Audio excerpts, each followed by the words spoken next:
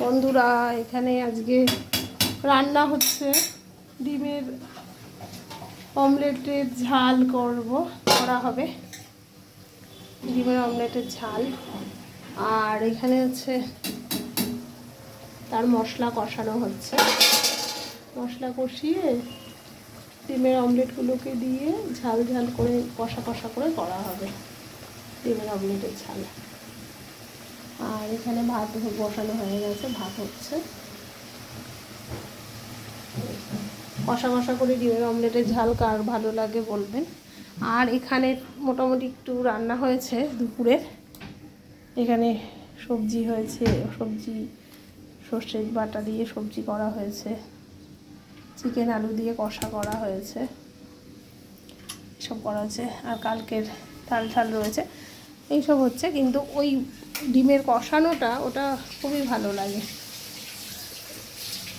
ওটা ডিম কষাটা খেতে কার কার ভালো লাগে সেটা কমেন্টস করে বলবেন।